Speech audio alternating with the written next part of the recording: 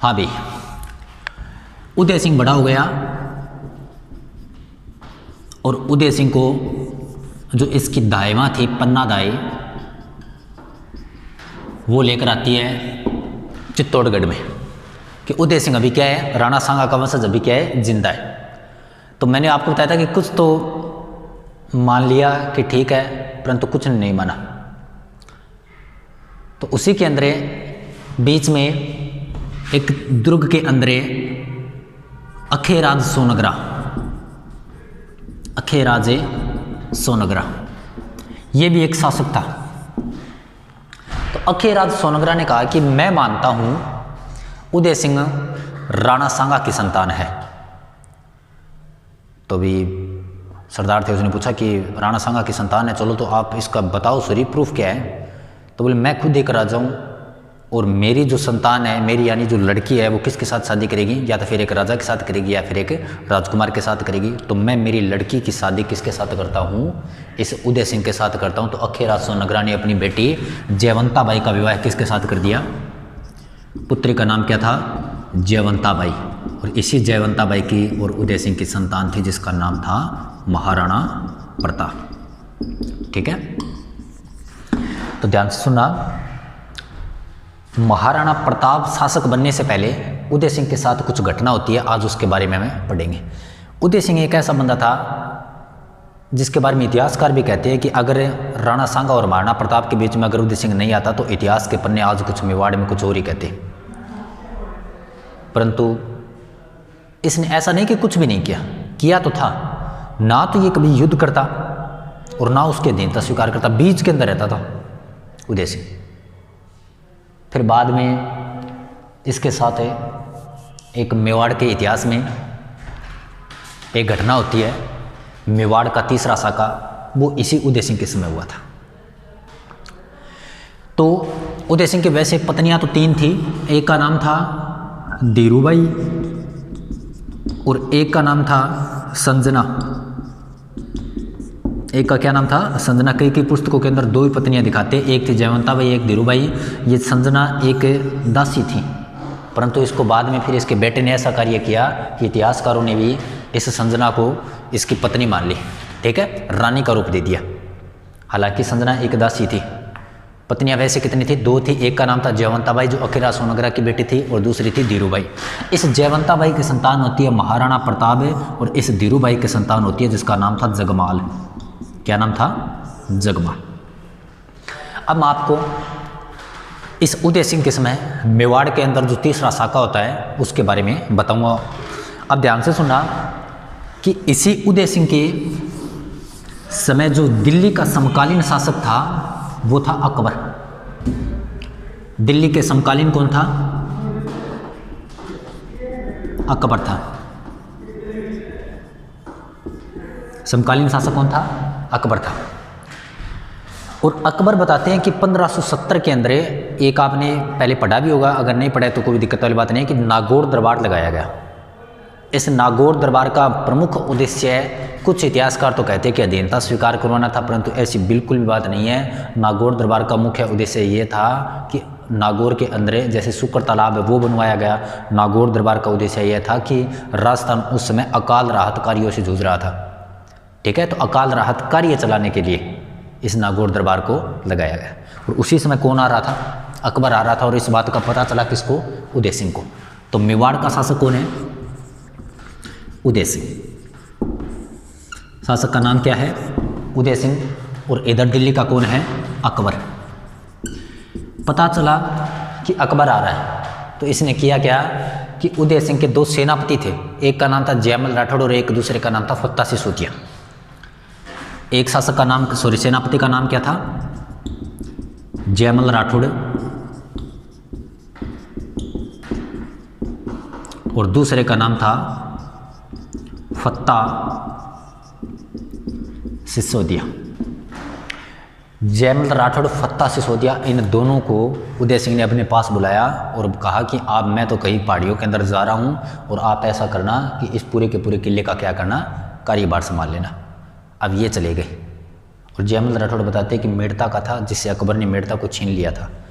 अब अकबर आया और अकबर ने सबसे पहले पत्र भेजा महाराणा प्रताप के पिता उदय सिंह के पास। भी यही सोच रहा था कि उदय सिंह इसी के अंदर तो पत्र भेजता रहा, परंतु ना ही ना का जवाब आता रहा लास्ट के अंदर। बोले हमें अधीनता स्वीकार नहीं करनी।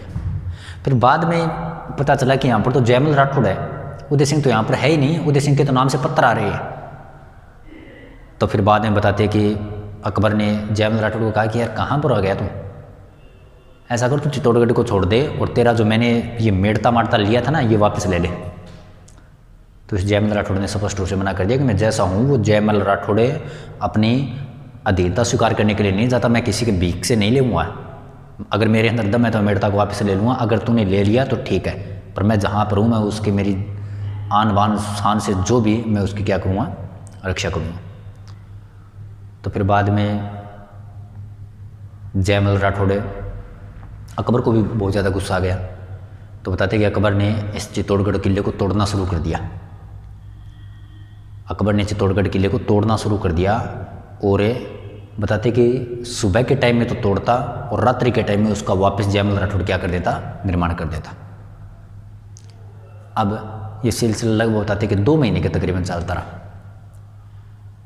अब 2 महीने हो गए और मिट्टी की ज़रूरत पड़ती है किले को अगर निर्माण कार्य वापस करवाए तो बताते हैं कि इस दुर्ग के अंदर मिट्टी की भी कमी हो गई। फिर बाद में एक रात को बताते हैं कि जयमल राठौड़ इस किले का निर्माण करवा रहा था और दीवारों के ऊपर ऐसे ऐसे घूम रहा था। तो अकबर एक बंदूक रखता था अपने पास। आप एक काम करना, ये क्वेश्चन देता हूँ मैं आपको, कमेंट बॉक्स के अंदर लिख देना कि अकबर की बंदूक का नाम क्या था, ठीक है? मैं नहीं बताऊँगा आपको, आप लिख देना। तो घूम रहा था और तभी अकबर ने बंदूक चलाई और बंदूक की गोली किसके जाकर लगी, जयमल राठौड़ की लगी। और वहीं पर बताते कि रात्रि के समय ये जो यहाँ के सेनापति थे जयमल राठौड़ और फतेह सिसोदिया, इसने भी स्पष्ट रूप से ये बात डिस्कस करके बोल दी कि अब क्या होगा, केसरिया होगा और रात्रि के समय जो अग्निकुंड था उसको अग्नि दिखा दी। और उसी समय अकबर जब आया था तो अकबर ने चित्तौड़गढ़ दुर्ग किले के समांतर आने के लिए एक टिल्ला बनवाया था जिसे पासिब बोलते हैं। उस पासिब के ऊपर बैठा बैठा अपने सेनापति से पूछता है कि सेनापति क्या बात है, आज मेवाड़ वाले सोई नहीं है। तो सेनापति ने कहा कि देखो राजन, अब ऐसा होगा जो इसके पूर्वज करते आ रहे हैं, यानी अब क्या होगा, जौहर होगा। और सुबह होते ही केसरिया रंग के पगड़ी धारण करके जो किले के सेनापति वो बाहर आ गए और महिलाओं ने इसी फतेह सिसोदिया की पत्नी थी जिसका नाम था फूल कंवर, पत्नी का नाम क्या था, फूल कंवर। और इस फूल कंवर ने क्या कर लिया, जौहर कर लिया। फूल कंवर ने क्या किया था, जौहर किया था। और जयमल राठौड़ फतेह सिसोदिया ने क्या किया था, केसरिया किया था। युद्ध हो गया। युद्ध के अंदर जीत किसकी हो गई, अकबर की हो गई। बात है 1567 की और ये था मेवाड़ का अंतिम शाखा। मेवाड़ का कौन सा शाखा था, अंतिम शाखा था, ठीक है।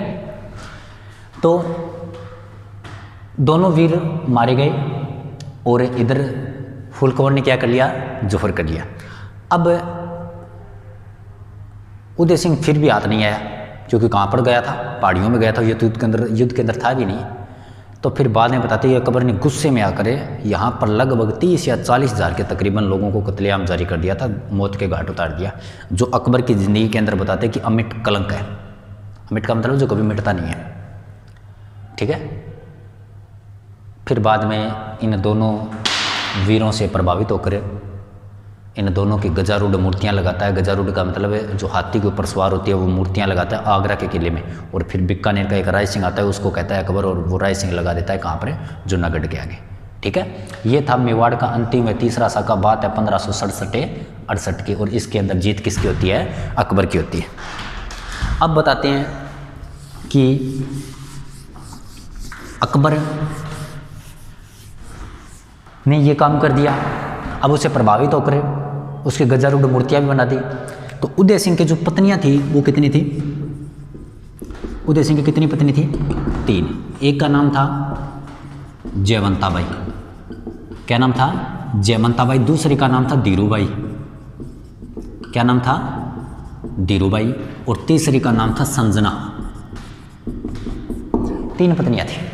एक का नाम था जयवंता, दूसरी का नाम था धीरूभाई, तीसरी का नाम था संजना। संजना पहले क्या थी, एक दासी थी। ठीक है, तो इस धीरूभाई के जो संतान थी उसका नाम था जगमाल। जयवंता बाई के बेटे का नाम था महाराणा प्रताप।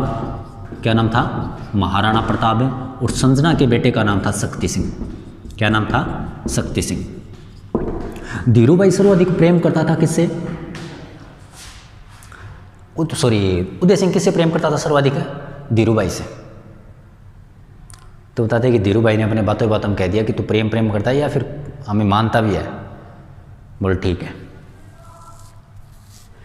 तो तू ऐसा करे कि तुम्हारा सबसे बड़ा बेटा तो कौन है, उदय सिंह है, ये महाराणा प्रताप है, तो तू इसको आगे उत्तराधिकारी घोषित नहीं करेगा, तू मेरे वाले बेटे को उत्तराधिकारी घोषित कर दे। बोले ठीक है, कर देंगे, तुमसे ज़्यादा प्रेम करते हो तो इतनी बात ही नहीं मान सकते तेरे। बोले ठीक है। तो धीरूभाई के बेटे जगमाल को क्या कर दिया, उत्तराधिकारी घोषित कर दिया। और फिर बाद में 28 फरवरी 1572 को इस महाराणा प्रताप के पिता उदय सिंह की क्या हो जाती है, मृत्यु हो जाती है। और याद रखना, एकमात्र ऐसा बंदा है जिसकी होली के दिन मृत्यु हुई थी। होली का त्यौहार था, उस दिन क्या हुई थी, मृत्यु हुई थी। किसकी, उदय सिंह की। अब उदय सिंह मारा गया, परंतु उत्तराधिकारी किसको घोषित कर चुका है, जगमाल को। और फिर लास्ट के अंदर जैसे ही उदय सिंह की मृत्यु होती है तो गोमुंदा के अंदर महाराणा प्रताप का क्या कर देते हैं, राज्याभिषेक कर देते हैं। और फिर अपने नाना अखेराज सोनगरा की सहायता से मेवाड़ की चढ़ाई करता है। और इस महाराणा प्रताप जो इस राजगद्दी के ऊपर, मेवाड़ की राजगद्दी पर बैठ जाता है। फिर बाद में इन दोनों भाइयों को गुस्सा आया और ये चले गए कहाँ पर, अकबर के पास चले गए। जिसके पास चले गए, अकबर के पास चले गए। 1583 के अंदर एक युद्ध होता है जिसका नाम था दंतानी का युद्ध। इस दंतानी के युद्ध में कौन मारा जाता है, जगमाल मारा जाता है। शक्ति सिंह वो अभी तक अकबर के पास है। हल्दी घाटी के युद्ध के अंदर आता है महाराणा प्रताप की ओर, और उसके बाद में राजगद्दी पर कौन बैठ जाता है, महाराणा प्रताप बैठ जाता है। कल की क्लास के अंदर हम महाराणा प्रताप के बारे में चर्चा करेंगे, पूरा का पूरा महाराणा प्रताप के जीवन का जो संघर्ष है उसके बारे में उल्लेख करेंगे। और मिलते हैं नेक्स्ट वीडियो में। धन्यवाद।